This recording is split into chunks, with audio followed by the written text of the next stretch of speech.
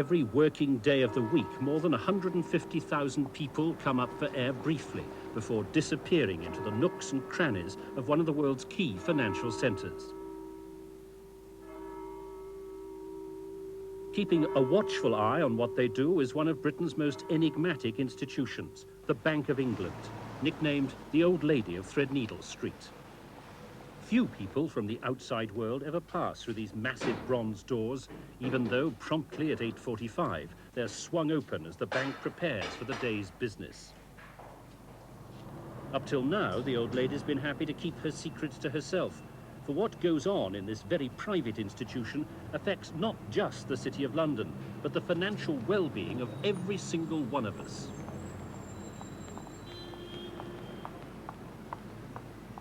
So what's made the old lady reveal her secrets now? Put simply, she's become worried about how the world regards her. For almost 300 years, the bank has been the power in the land of finance. But rapid changes in that world are now threatening the bank's authority. Morning, Hamish. The challenge facing the bank is to re-examine the job it does and ask itself, how well does it do it? So what do the 5,000 people who work at the bank do? They print the nation's banknotes. Some are as big as 1 million, but they never leave Threadneedle Street. The bank runs accounts, mainly for its own staff. It guards the nation's gold. But the bank's most important role is the way that it watches over the financial markets and influences the traders. Because of that, traditionally, it's the policeman of the city's institutions and standards. This film, then, is about what happens in a day in the life of the Bank of England. Morning, Margaret. It's Ian at the bank. Are you planning anything with the 47 today? It's 9 o'clock, and Ian Thompson is skillfully performing a time-honoured ritual. He's working out the nation's bank balance, the money taken out from the banking system by government, by tax payments, for example, and the money put back, say pensions. It all goes on a big sheet called, no one knows why, the Exchequer White.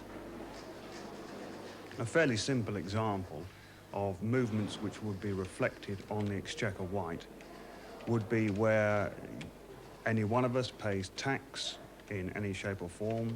That would be shown as a plus to the Exchequer Group, plus to government, and correspondingly a minus to bankers, because you would draw on your bank account to pay it into government. Ian Thompson, with Exchequer White in its own black leather pouch, goes to give a final figure for the day to his boss, Tony Colby, who's in charge of the bank's dealings in the money markets. Morning, Mr. Colby. Come in. Before we start, what's the score for today? Plus 132, taking an assumption of 90 for gas. Only the initiated would understand the language here. One clue, always add 6 noughts to everything a bank official says. They speak in single digits, but deal in millions. And going through today, FE minus 11. Despite the numbers involved, they disdain computers, preferring to rely on the traditional methods. Central banks minus 4. It's important for the smooth running of the economy that shortages or excesses of cash are eliminated. Otherwise, interest rates would bob up and down daily. That's prevented by this simple housekeeping operation which balances the books and reassures the market. Chris, the actual figure on present forecast is 132 surplus, which I think we should round down to 100. Right. That's millions, of course, and that figure is now issued to the markets.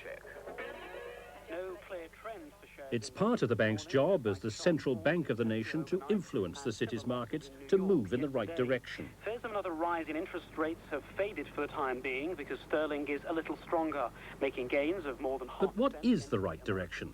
It's what the government of the day wants market traders like these at Salomons to do to help make its economic policies work. A strong or a weak pound, high or low interest rates. It's why the man in charge at the bank is sometimes called the nation's bank manager. Robin Lee Pemberton has been governor for almost 4 years. A lawyer by training, Lord Lieutenant of his county and no mean cricketer, the governor is sure he has the best job in Britain. I regard it as a great privilege. It's an important position in the country. It carries great responsibilities and therefore moments of considerable anxiety. It can be rather almost moving to see the respect with which you're received in some circles, certain circles. And I think that you realize that you carry with you something of the respect and the confidence which are necessary for a sound financial system. I think I'm fundamentally rather an optimistic sort of person, but it would be failing in one's job if one didn't see, let's call it, the realistic side of life, which is that people on the whole tend probably to spend more money than they've got if they've got the chance. And if you talk about me as the nation's bank manager, well, in some respects, I am responsible for the overall level of credit available in the country. So in that sense, perhaps central bankers inevitably appear rather gloomy, possibly pessimistic, certainly restrictive sort of people. This was a day for possible bad news on interest rates. It's 10:15 and time for the daily markets meeting. A month, 11 and 9/32. And these men, gathered in Tony Colby's office, have the responsibility for managing interest rates and the financial markets. Their decisions are arrived at only after the most minute analysis of every shift in rates in the various markets round the world. And 4 3/4 and hots 5/8. The executive director in charge of the markets is Eddie George on the left. Today, like every day, he's trying to establish what the dealers are thinking. And what's the mood, Chris, in the money market? We're much sort of firmer now. I mean, cheap money helps, and they think that things are going to Eddie be George has been a bank man for 25 years. We can only exert influence. We can't exert control in any of these markets. There are times when we can actually lead the markets, when we're very confident in our view, but there are other times when we're less confident in our judgment, and the market itself has a very strong view, in which case we have to work with the grain of the markets. It's certainly important that we're not always wrong. Well, that's so far so good, really, isn't it? It's not all high finance. There's also high fashion. Fashion of 1694, that is. This is the livery that the personal servants of the first governor wore. He ran the bank like an English country house. Now, once a week, a man from Jeeves and Hawkes, the Savile Row tailors, comes to the bank for fittings. Gatekeeper John Harris gets through 2 uniforms a year. Yeah, that should be. Feels fine, Nice fit. Looks neat. Sleeves were just lengthened just a quarter. In the kitchen, upstairs, the governor's chef, Claude Bonnet, prepares lunch. We do everything what's traditional. The governor I know like not too heavy food, because I remember telling me that after a meal he liked to be able to do a day's work. We try to balance the meal properly. Not too heavy and not too much starch. 11 o'clock in the governor's office, and time for books. This used to be when the governor inspected the books of the bank. Today, more prosaically, it's the management information meeting. Each of the bank's top executives reports, in bank jargon of course, what's going on in his area. In a few short minutes, everyone will learn what's happening in the bank and in the markets outside. The shortage has worked out at a little under 600, Mr. Governor. Less than we had been expecting. I've done an early round of outrights, which has produced 140. If the opportunity did arise to do some repo, that would be quite convenient. The gilt market had a good run yesterday, Mr. Governor, mainly I think on the anticipation of the OPEC settlement.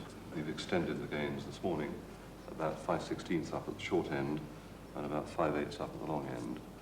We've managed on that to sell about £20 million of stock. Well, sterling's pretty steady this morning, Mr. Governor. The market not particularly active. The rates are pretty close to yesterday afternoon's levels. We didn't really get any further boost from OPEC. I think the settlement was largely discounted yesterday. One or two things, Mr. Governor. The first thing is this Financial Times leader on the general stance of policy, which is not perhaps the easiest background for your lecture tonight to fall into. But we are talking to the Financial Times this afternoon and try and explain the world to them. Throughout the working day at the bank, the first person the visitor meets is the head gatekeeper. After 31 years, nothing really surprises Arthur Pointer. I had a woman come in and she said that she had put her money in a washing machine. What could she do?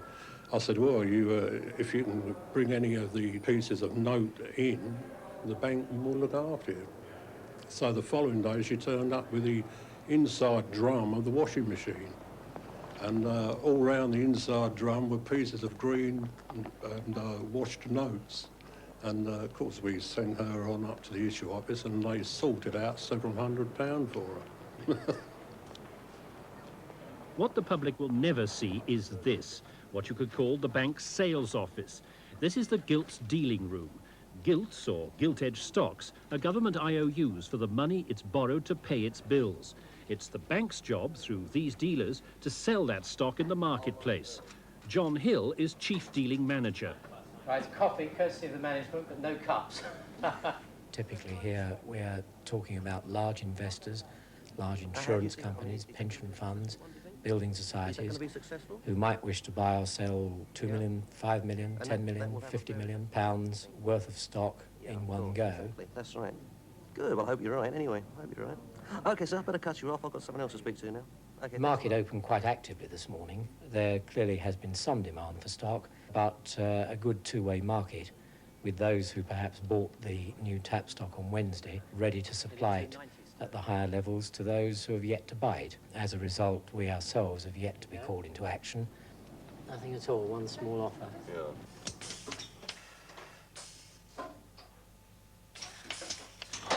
If there's one fact everyone knows about the Bank of England, it's that it's home for the nation's gold.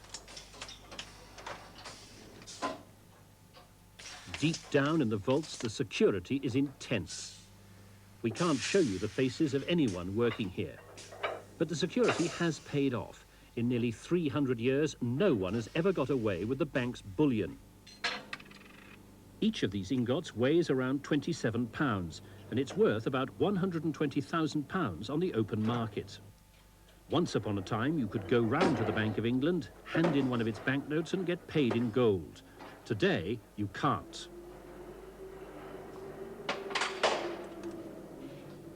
Modern banknotes are just paper promises. They're not related anymore to the amount of gold held here in the vaults.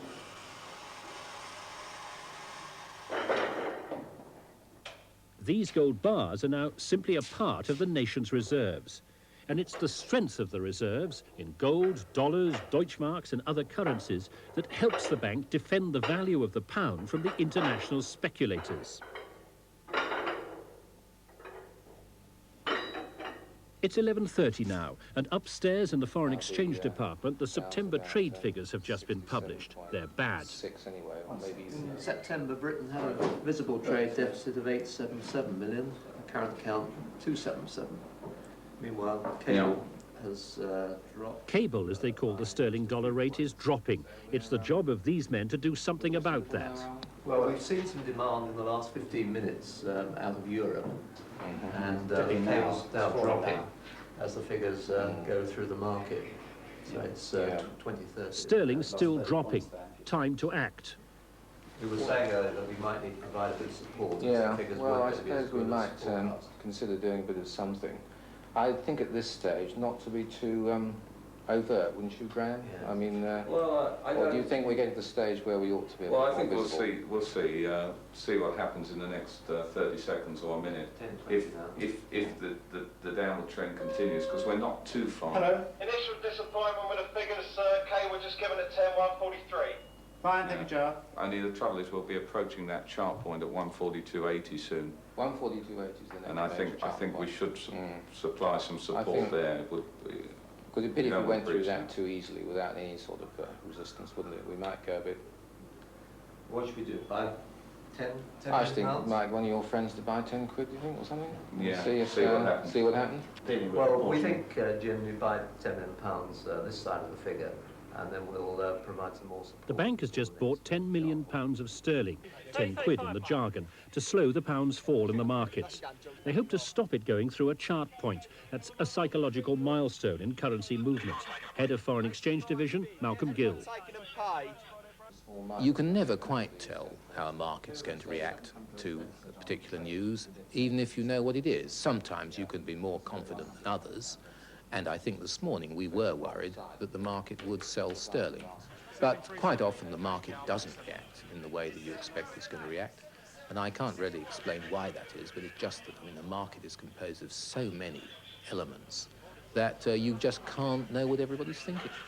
Once the bank has made its move, it must tell its masters at the Treasury what's going on and what it believes the government should do. Should it fight on, or should defeat be accepted and the pound allowed to slide? We can let it run for a little while and see, but there is a chart point around this level, and we're just a bit worried that if it goes through that, it might carry on down for a bit. 52, 58, 55. I'm really just saying that I think we may need to, if this carries on, discuss in the course of the day whether we should be a bit more aggressive. Day in, day out, the bank and Treasury are regularly in contact. Theoretically, the Treasury is the senior partner in what are referred to, not always jokingly, as the East and West End branches of the same firm. Equal talks to equal in the two institutions. Today, the permanent Secretary of the Treasury takes a call from Deputy Governor George Blunden. Hello, Peter. I know you're very busy, so I'll be quite quick, but I've got 3 things I wanted to mention to you. We see ourselves as the part of the team that advises on matters in the city. We happen to be located east of them, so I suppose you could say there's nothing pejorative in being called the East End branch. We would be very foolish, though, not to take account of the political context. It's no point in us trying to suggest to them that they should do something which is utterly out of keeping with their wishes. And the third thing is I wanted to make sure, I can't get hold of the governor because he's missing, and I wanted to make sure that he had passed either to you or to your master. But there are strains in the relationship. Just like any other married couple, the bank and Treasury are forever squabbling about money. The bank has the nasty suspicion that the Treasury is unsound when it comes to the nation's finances. They see themselves as the wise guys who know the marketplace and understand the real world, and who are liable to be interfered with by a lot of hobbledehoys in the Treasury, who don't understand the real world and have a lot of absurd theories and also have chips on their shoulders. And there's some truth in that. We're inevitably sensitive to different things. We're very close to markets, and it's our job to advise on the impact which a particular policy action is likely to have on markets. The politicians are much more sensitive to the impact that it has in a wider area. But I think they recognize that they can't ignore market effects, and we recognize that we can't ignore political effects because they are in themselves market factors, so that there's no great tension, typically in my experience, between the two.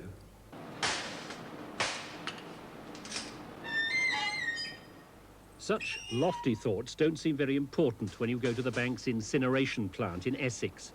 The money we've all worked for, that the bank has defended against the international speculators, and the Treasury and bank have worked together to multiply, has a short life, a year or two at most. Dirty and tattered, it's bundled into plastic bags to be destroyed. Each of these cages contains around £6 million in very used fivers. Until recently, the last task of all this money was to help fuel the factory's heating system.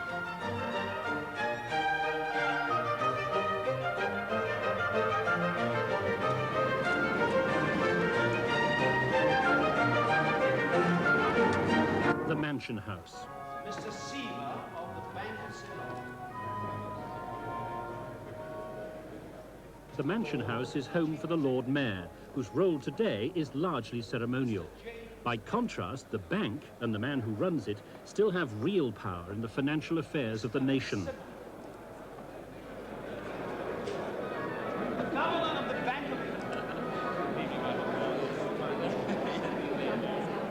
To understand that power, you need to understand the bank's history. The bank was created in 1694 by Act of Parliament. Its job was to finance an impecunious monarch, William III, in his fight with the French. Just over £1 million was borrowed from famous city names. In the 18th century, the bank acquired its nickname, and cartoonist James Gilray showed the bank as the old lady of Threadneedle Street, being ravished for her gold by Prime Minister William Pitt. It was needed to pay for yet another war. In the 19th century, the bank's role expanded. Private banks had a habit of going bust, putting an immense strain on the financial system. It was left to the old lady to sort out the mess. As a result, she was given the job of overseeing the banking system, which included issuing banknotes. In fact, the bank has produced notes from its earliest days. This one's from 1699. Well, we have to print roughly 1,000 million notes a year. On the whole, the public tends to treat the higher value notes, the £50 note and the £20 note, more carefully. And therefore they have a longer life, anything up to two and a half, 3 years. Whereas the lower denomination notes, the £5 note and the £10 note, will probably be nearer a year or 15 months. 8, 11, 12... David Somerset's signature is on notes that you and I will never see, let alone have the chance to mishandle. These are called giants by the Bank of England. Each is worth £1 million. They never go into circulation, performing only a highly technical banking function. They never leave the Bank of England, spending their lives in a little tin box. Right. There we are. Thank you very much, Mike. Thank you. But this intricate work of art will leave the bank and find its way into the nation's pockets. This is just part of the design for the £50 note, which inflation has made not such a rare sight these days. 18 million were produced last year, twice as many as 1984. It's the job of the bank's engravers to produce such fine quality of detail as to deter the would-be forger.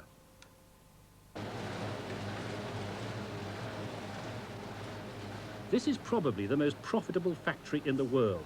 It's the bank's printing works in Essex. However big the denomination, making notes doesn't cost much, a few pennies for each one.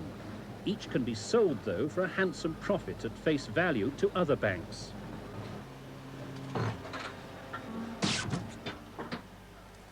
We have an enormous appetite for banknotes, and this factory churned out 1,022 million of them last year.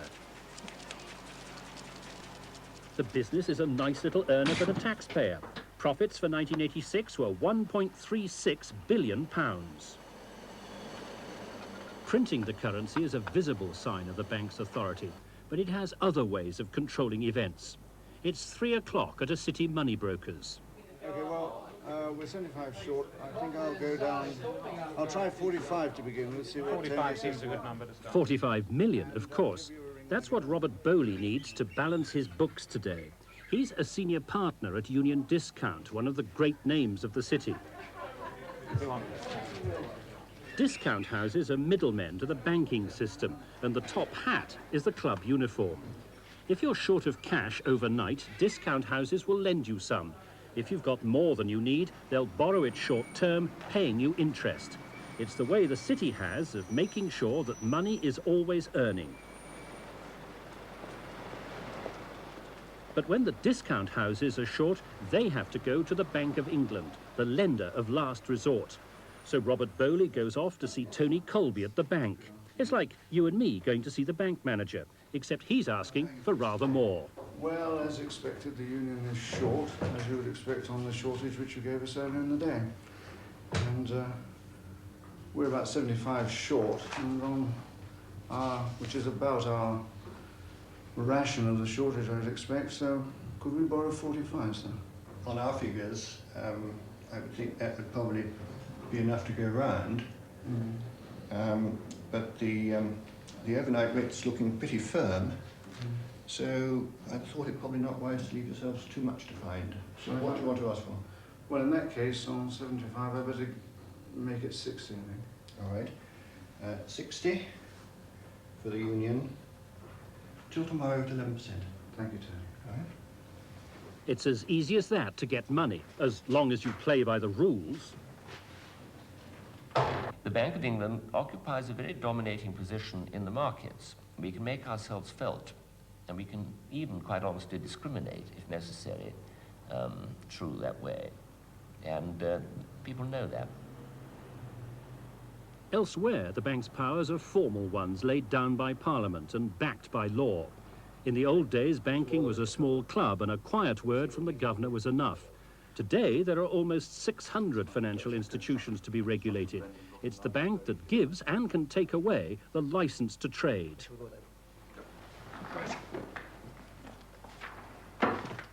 Brian Quinn and his team regularly visit individual banks. They go through the books and check the records, and then, when they've studied their findings, they go back for what's called a prudential visit.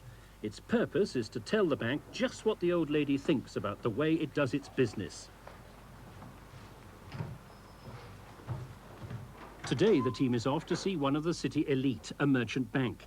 They want to ask a few questions about the management style that they'd discovered on a previous visit to Hill Samuel. It was, they felt, too autocratic. The visit, I think, was very useful. I think the main thrust of the report that we wrote for ourselves in the aftermath was that, compared with other banks, there's quite a heavy emphasis on the individuals and on the judgment that those individuals exercise in running the bank. And that, it seems to me, prompts two questions which I'd like to put to you. The first one is much the greater part of our work is trying to persuade institutions, where they need persuading, that they should think again about the way in which they're conducting the business. I put it in that provocative way to try and produce an answer. Whenever animal spirits in the city are running high, whenever people are seized, especially prompted by competitive forces of the need to make haste quickly, I think there's a role for the supervisor just to ask them to hesitate, just to put in a peg, just to stop them running too fast. Would fulfill. Now, would you like to respond to both of those points?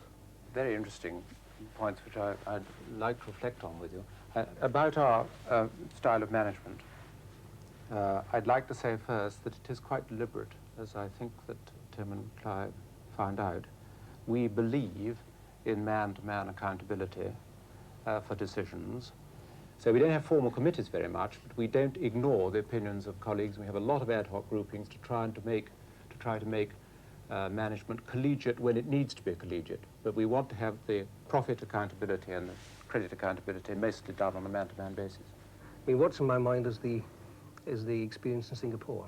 There was a particular occasion in which the bank Hill Samuel was involved last year, where there was a loss arising out of an acquisition. And the question in our minds was whether the terms of the acquisition were responsible in any way for the loss, because it's the kind of thing that troubles us. Well, we stumbled severely in Singapore as we trailed our shareholders through the Hill Samuel Group company. Supervision has been tightened considerably since the city was rocked in 1984 by what became known as the JMB affair. Johnson Matthey bankers had got themselves into a precarious position and managed to keep the bank in the dark about it. In September 1984, JMB collapsed very suddenly. When the true facts came to light, the bank was forced to step in at very short notice. It was high drama. The bank only realized there were big troubles on Tuesday, the 25th of September, and then it was panic stations.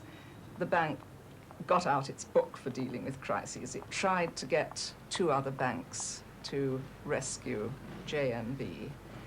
Very wisely, neither was rash enough to undertake that. So I don't think the bank had any choice but to mount the rescue. There were hundreds of people in the bank that night. There were telephone calls to the Treasury and the Chancellor of the Exchequer in the middle of the night, after it had been decided the Bank of England must solve the problem by itself, buying out Johnson Matthey bankers for just £1. The governor and the deputy governor, after being up all night, had to go down and see the Chancellor of the Exchequer at 8 o'clock the following morning to tell him just what had been going on. We could have had the whole system getting into trouble. So we decided we had to rescue that bank. Now, that wasn't very different from what we've been doing with banks that have got into trouble for well over 100 years.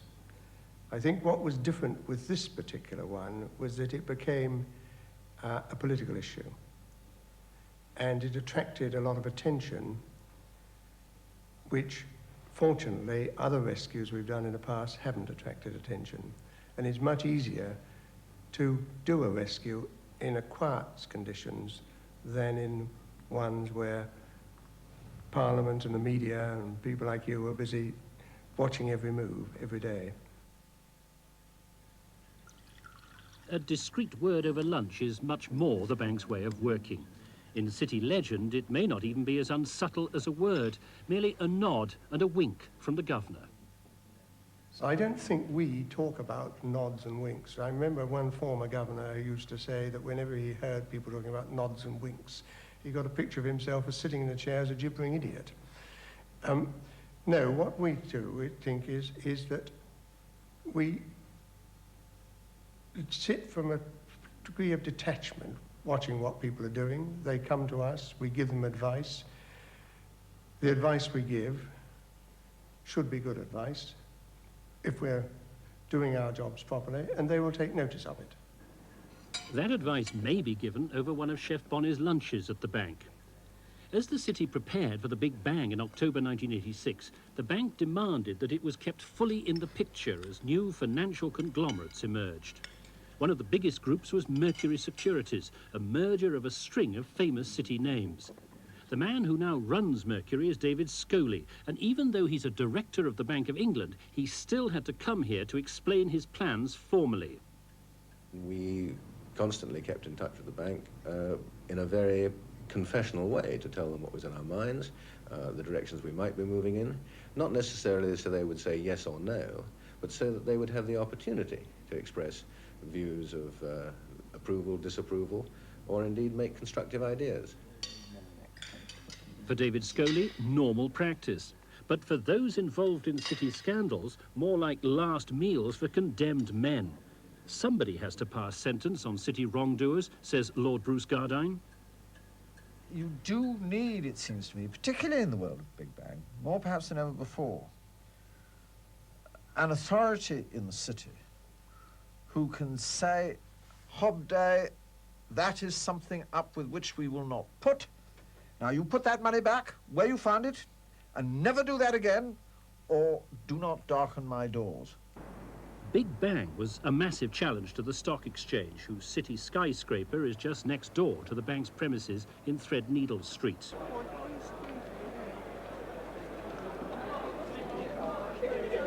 Trading on the floor of the exchange was destined to change overnight as the market moved over to modern electronic methods of trading. One of the bank's senior directors, David Walker, played a key role in nagging the stock exchange into going all the way with what was nothing short of a revolution. I think the principal pressure, I am quite clear, was the recognition on the part of senior members of the stock exchange and a lot of those who are concerned outside, including a number of us in the Bank of England and in government, with the strength of British capital markets, that unless we in our society and government, the Bank of England, the stock exchange are all parts of UK Inc. for this purpose, unless we were able, to put it very crudely, to get our own act together in very short order, which was done in the period leading up to Big Bang, there was a risk that the UK securities industry would go the way of some other British industries, that is, lose out to international competition in a way that would have been very serious loss, because here is an area of activity where I'm convinced British houses and London as a centre have a very great comparative advantage.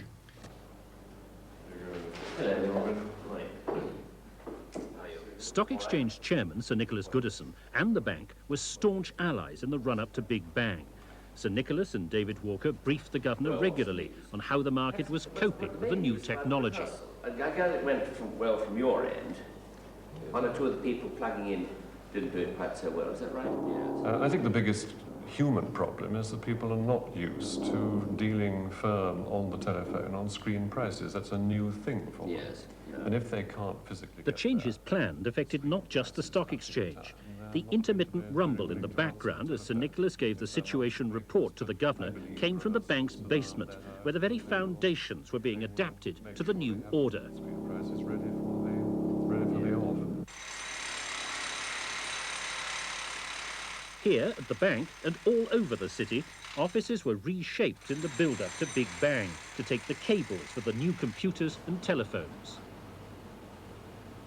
Almost £1 billion was spent on equipping the city with technology and resources needed to compete with Tokyo and New York, London's main rivals. Screen-based trading, it's called in the jargon. 52.56. With a computer and a telephone, you can deal anywhere in the world, 24 hours a day. I've got him. Nevertheless, alongside all this, the old world still survives.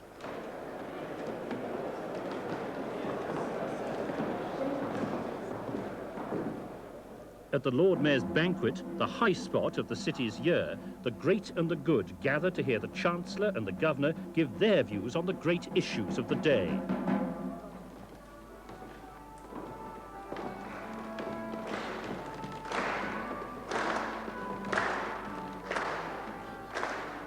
This time, the Governor tells the guests of the standards expected of them in the new era of Big Bang. Competition brings risks as well as benefits, and can be a destructive as well as a constructive force. There may be losses,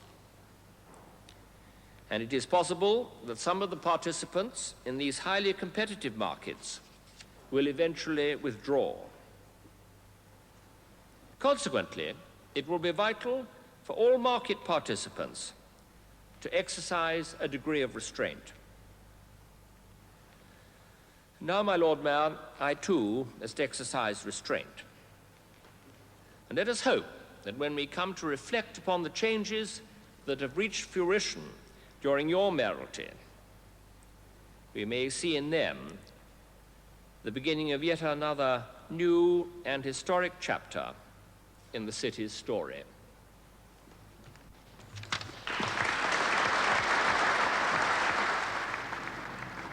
The old order gave way to the new in the autumn of 1986. Just before 3 p.m. on October the 24th, Nigel Althouse took his regular stroll down to the stock exchange to see how the markets were doing. He's broker to the commissioners for the reduction of the national debt. In simple English, the man who borrows money from the city on behalf of the government. But today is different. This is the last day of the old system of trading, and the exchange is just beginning to let its hair down. In a few minutes' time, London and the silk-top-hatted Mr. Althouse will break free from the traditions and customs that have held sway for nearly 200 years.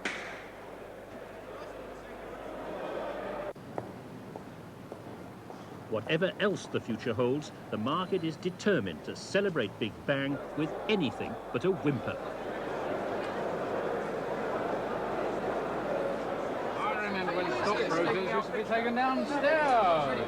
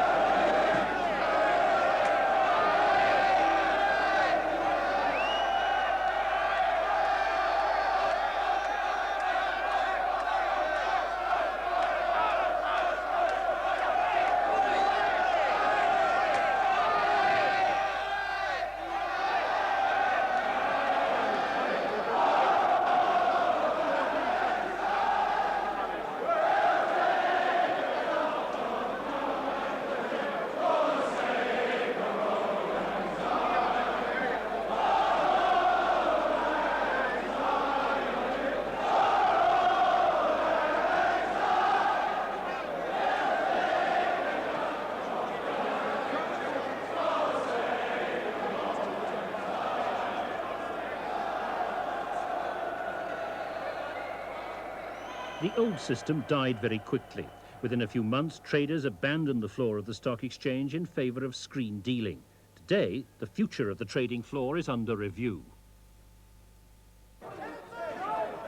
But in the months after Big Bang, all markets boomed, including those where floor trading did continue, like the financial futures exchange. Share prices hit record levels. You couldn't go wrong, could you? Until...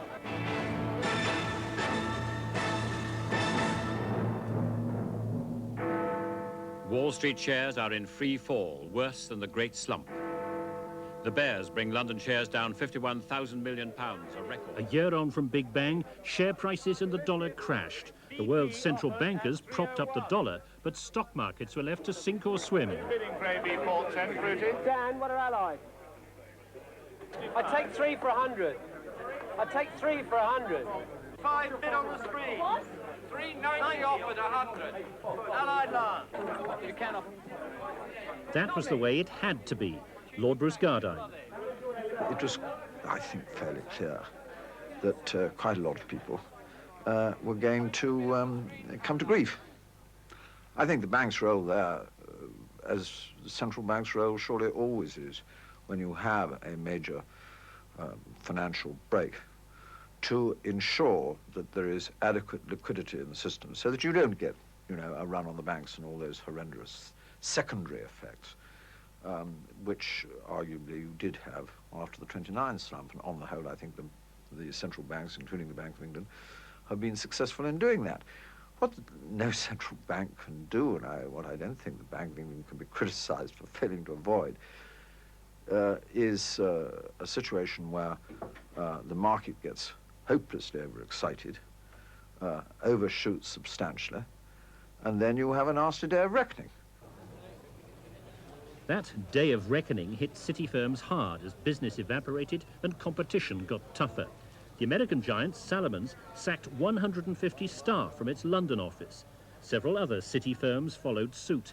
At least 2,000 jobs have been lost so far, and the collapse could eventually cost over 20,000 jobs.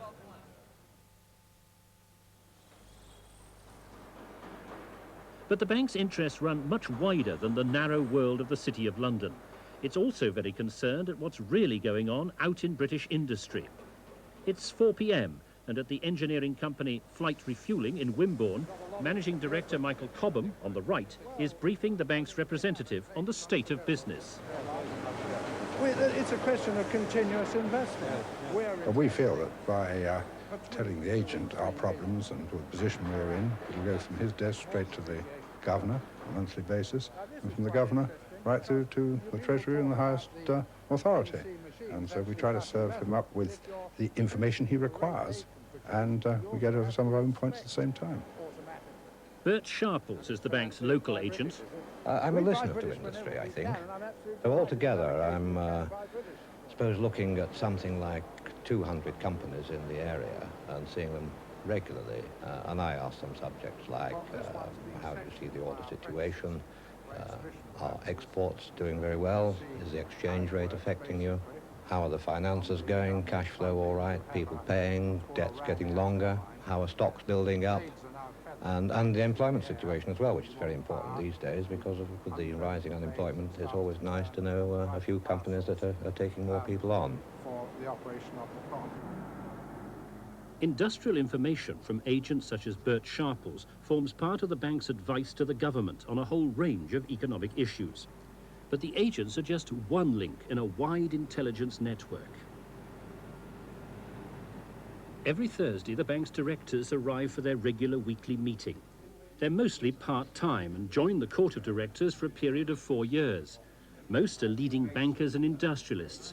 A less obvious nominee, perhaps, is trade union leader Gavin Laird of the Engineers. Frankly, I never saw the Bank of England in the role of looking at how companies are performing, assessing how best they can help a company that appears to be in trouble before it really hits the fan, and having a large, very competent staff to fulfil that function. I mean, I saw the Bank of England as a great big, strange institution that looked after the bullion for UK Limited and did little more than that, and I couldn't have been more wrong. The bank has always wanted to know which way the wind was blowing. The weather vane on the roof used to tell the directors in the courtroom below when ships were due in the port of London. The courtroom is a careful replica of the original, built in 1767. You have the minutes of the last court. Will you approve them, please? John? Next we come to the weekly figures. You have the usual statement. Any comments, Mr. Dawkins? No, thank you, Mr. Governor. And now we come to our discussion of the markets. You have the usual tables and graphs in your folders, and I'll ask Mr. Lernis to speak about foreign exchanges. Mr. Lernis, please. Well, thank you, Mr. Governor. Sterling really been remarkably steady, I think, over the week. The men round this table are Robin Lee Pemberton's immediate bosses. They're the board of the bank, and I'm responsible to them. They're a source of advice to us. And if one has a difficult matter of policy, I consult the directors, and if they make me feel that they're 100% behind us here, well, then one embarks on a course of action with greater confidence in the knowledge that they will support one. If you sense that the court is uncertain, or above all against you, well, then you clearly don't proceed. Its influence with sterling marked rather easier, and the oil price going down yesterday.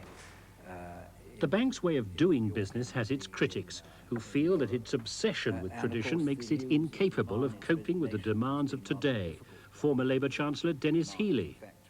I think the tidy, gentlemanly world in which central bankers in Britain used to work has gone forever. I mean, I found it rather pathetic when the present governor appealed at the Mansion House to the people in these new nature red in tooth and claw financial markets to behave like gentlemen and not to be too predatory. It reminded me very much of the American ambassador after the war in the Security Council, who appealed to the Jews and Arabs to behave like Christians. Let's go to the home markets then. I'll ask Mr. George to speak. The bank itself recognises that times have changed and that it must change with them. Eddie George. When I first joined the bank 25 years ago, at that stage, one could simply assert an opinion. I think now we have to win an argument, and I think that's a healthy change on the whole, and I suspect that the same kind of change will go further in this new world.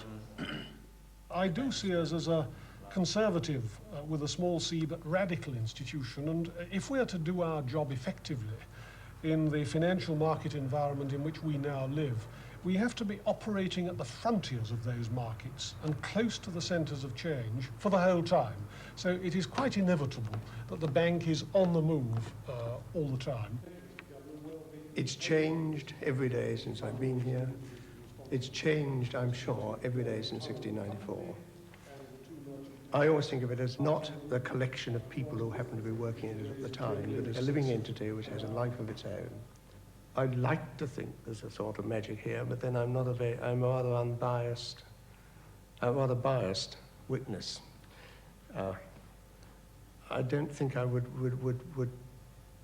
assert positively that there is. I hope there is.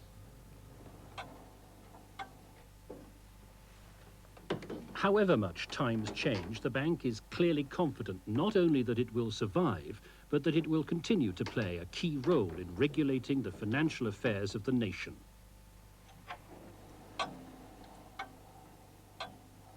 But can it be the same bank? As the working day draws to its close, the bank begins to shut up shop. Soon, these ledgers in the securities department will be gobbled up by computers, and another link with the era of quill pen and ink will have gone.